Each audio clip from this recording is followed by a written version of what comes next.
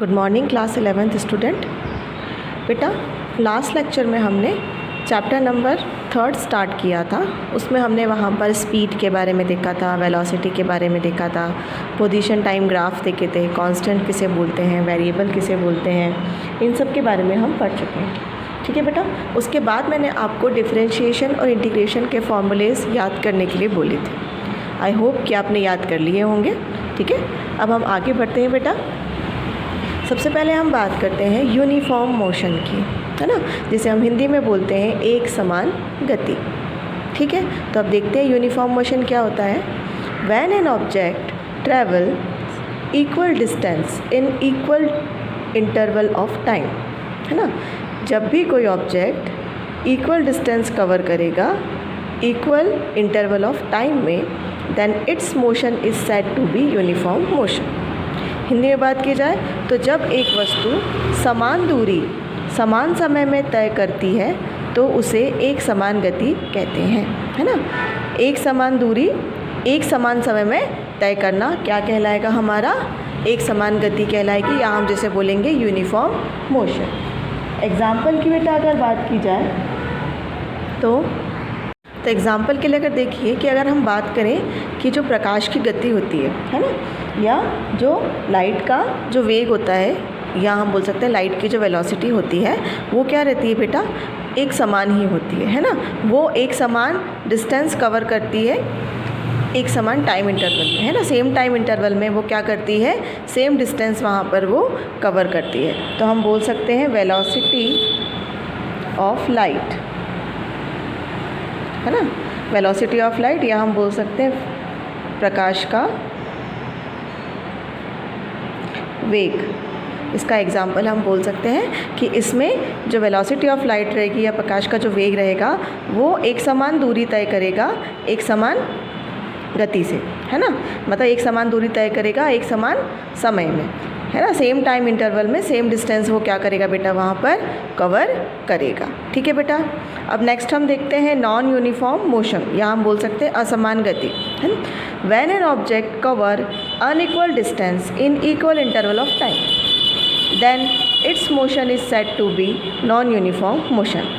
जब वस्तु समान समय में, है ना, समान समय अंतराल में असमान दूरी तय करती है तो उसकी गति को हम असमान गति बोलेंगे। मतलब वहाँ पर टाइम इंटरवल को हमने चेंज नहीं किया है, जो समय अंतराल है वो हमारा सेम रहेगा वहाँ पर, लेकिन क्या हुआ, उसने उसी समय अंतराल में अलग अलग डिस्टेंस वहाँ पर कवर करी है ना। एग्जाम्पल की अगर हम बात कर लें बेटा, तो आप सभी लोग बस में बैठे हैं, है ना। जब भी हम बस में बैठते हैं तो हम देखते हैं कि जब बस स्टार्ट होती है तो इनिशियली, है ना, इनिशियली जो होती है उसकी वेलोसिटी काफ़ी कम होती है ना, कम वेग से वो चलती है।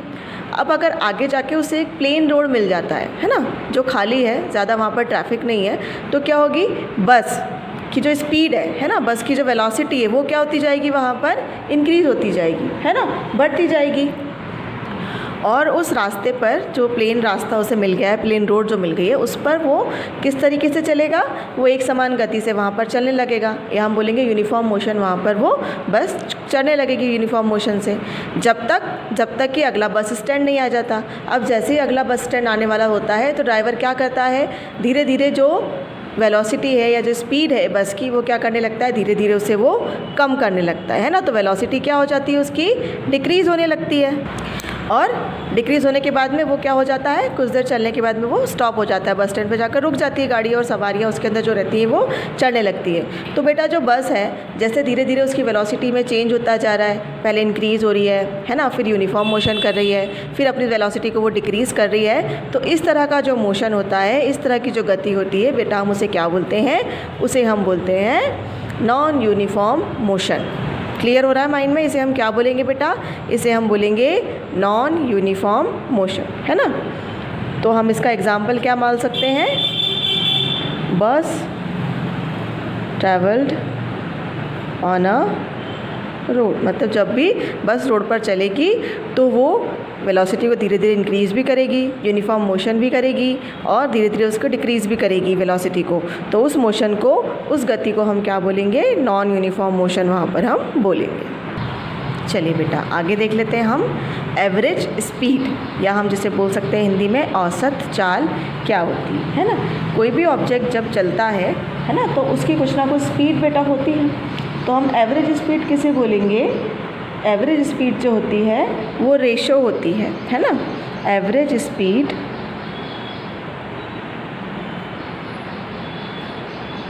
किसके बराबर हो जाएगी बेटा? एवरेज स्पीड बराबर हो जाएगी हमारे टोटल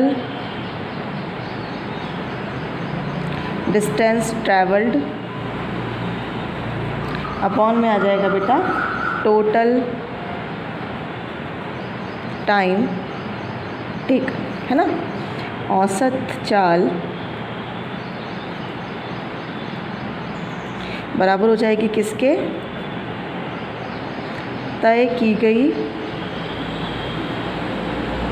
दूरी अपॉन में क्या आ जाएगा? लिया गया समय है ना। मतलब एवरेज स्पीड हम किसे बोलेंगे? टोटल डिस्टेंस ट्रैवल अपॉन में टोटल टाइम टेकन। मतलब जितना डिस्टेंस उसने ट्रैवल किया है और जितना टाइम उस डिस्टेंस को ट्रैवल करने में उसने लिया है, उसके रेशो को हम क्या बोलेंगे?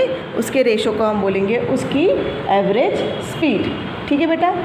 माना अगर हमने मान लिया कि जो डिस्टेंस कवर हुआ है ना, वो S1, S2, S3 इस तरीके से डिस्टेंस वहाँ पर कवर हुए हैं, और जो टाइम वहाँ पर लगा है वो लगा है T1, T2, T3 इस तरीके से टाइम वहाँ पर लगे हैं। तो हमारी एवरेज स्पीड कितनी हो जाएगी बेटा? एवरेज स्पीड बेटा हमारी हो जाएगी S1 plus S2 plus S3 plus so on upon में T1 plus T2 plus T3 plus so on है ना। इस तरीके से हम क्या निकाल सकते हैं? इस तरीके से हम एवरेज स्पीड औसत चाल को निकाल सकते हैं। चलिए बेटा नेक्स्ट देख लेते हैं हम इंस्टेंटेनियस स्पीड है ना। इंस्टेंटेनियस स्पीड या फिर हम बोल सकते हैं इसे ताक्षणिक चाल है ना। हम इसे क्या बोल सकते हैं? इसे हम बोल सकते हैं हिंदी में ताक्षणिक चाल। क्या होती है इंस्टेंटेनियस स्पीड? देख लेते हैं हम। The speed of an object at a particular instant of time is known as the instantaneous speed. समय के किसी निर्दिष्ट क्षण पर किसी वस्तु की चाल को ताक्षणिक चाल कहते हैं है ना। मतलब कब स्पीड हम नोट करेंगे बेटा? यहाँ पर जो टाइम इंटरवल है, जो टाइम है वो भी काफ़ी छोटा है, और तय की गई दूरी जो है ना, वो भी काफ़ी छोटी है ना। बहुत ही स्मॉल जो है डिस्टेंस हम कवर कर रहे हैं काफ़ी ही स्मॉल टाइम में, तो उसे हम क्या बोलेंगे? उसे हम बोलेंगे इंस्टेंटेनियस स्पीड है ना। देखिए, let the object travels a distance del X, उसने डेल एक्स डिस्टेंस ट्रैवल करी, वस्तु द्वारा तय की गई दूरी कितनी मान ली हमने? डेल एक्स मान ली। Extremely small interval of time, और अत्यंत छोटा समय अंतराल हमने क्या ले लिया? डेल टी यहाँ पर ले लिया है ना। डेल टी हमने यहाँ पर ले लिया है। तो जो हमारी इंस्टेंटेनियस स्पीड रहेगी, ताक्षणिक चाल रहेगी, उसका फॉर्मूला क्या बनेगा बेटा? v equals to limit del T tends to 0। मतलब हम इसको, ये कहाँ जाएगा? ये 0 तक जा सकता है समय अंतराल। ठीक है। तो डेल एस मतलब काफ़ी छोटा डिस्टेंस, डेल टी मतलब काफ़ी छोटा समय अंतराल, इसको हम क्या लिख सकते हैं? D S upon D T. मतलब जब भी हम डी एस का यूज़ करेंगे, जब भी स्पीड के आगे, वेलोसिटी के आगे है ना, ये अगर डी लग जाता है, मतलब हम काफ़ी छोटी स्पीड, काफ़ी छोटी डिस्टेंस है ना की बात वहाँ पर कर रहे हैं। तो काफ़ी छोटे, तो इन दोनों का जो अनुपात होगा या इन दोनों का जो रेशो होगा वो क्या कहलाएगा बेटा? वो इंस्टेंटेनियस स्पीड यहाँ पर कहलाएगा। ठीक है। अब हम बात करते हैं एवरेज वेलोसिटी की, या जिसे हम हिंदी में बोलते हैं औसत वेग। It is defined as a ratio of total displacement to the total distance by the total time taken by the object है ना। किसी डिस्प्लेसमेंट होने में है ना, डिस्प्लेस्ड होने में जितना टाइम उसने लिया है, मतलब एक जगह से दूसरी जगह जाने में जितना टाइम उसने लिया है, उन दोनों के रेशो को हम क्या बोलेंगे? डिस्प्लेसमेंट और टाइम के रेशो को हम बोलेंगे उसका औसत वेग। या किसी वस्तु की स्थिति में विस्थापन को है ना। विस्थापन जब हमने कर दिया, समय अंतराल डेल्टी द्वारा विभाजित करने पर औसत वेग हमें प्राप्त होता है ना।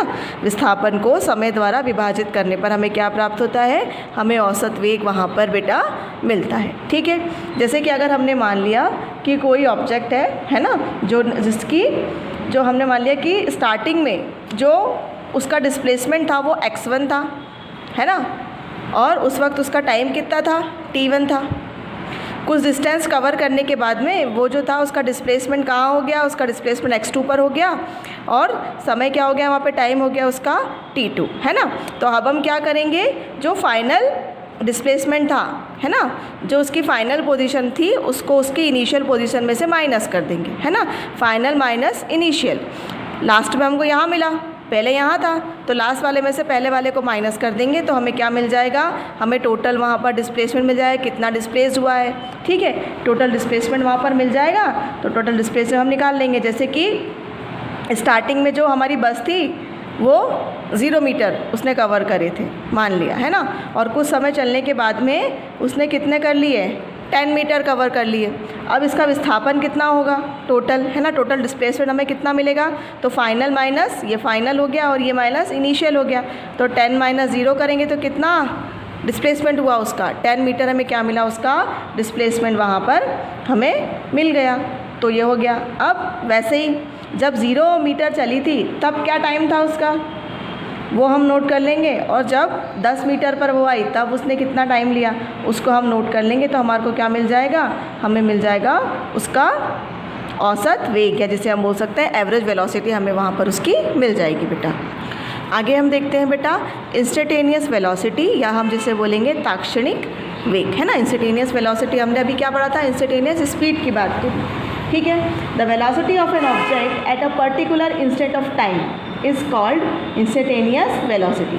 मतलब एक निर्दिष्ट समय पर जो उसका वेग होगा वो क्या कहलाएगा, उसका ताक्षणिक वेग वहाँ पर कहलाएगा। मतलब इंस्टेंट ऑफ टाइम, मतलब जिस टाइम पर हमने उसका वेग देखा है उसकी बात कर रहे हैं। यहाँ पर जो वेलोसिटी भी होगी वो भी क्या होगी, काफ़ी छोटी होगी, और जो टाइम लिया है हमने वो भी क्या होगा बेटा, काफ़ी छोटा होगा। ठीक है, तो अगर इसका फॉर्मूला देखा जाए तो इसका फॉर्मूला हमारे पास बन के आएगा बेटा dx/dt, dx/dt किसका, इंस्टेंटेनियस वेलोसिटी का बन करके आ जाएगा। काफ़ी छोटा डिस्टेंस कवर करा है, डिस्प्लेसमेंट हुआ है और काफ़ी छोटा वहाँ टाइम लगा है, तो उसे हम क्या बोलेंगे, इंस्टेंटेनियस वेलोसिटी। मतलब सेकंड से भी छोटा, नैनो सेकंड की अगर हम बात कर लें तो उस पोजीशन पर उसकी वेलोसिटी क्या थी, उसका वेग क्या था, उसकी हम बात कर रहे हैं ना।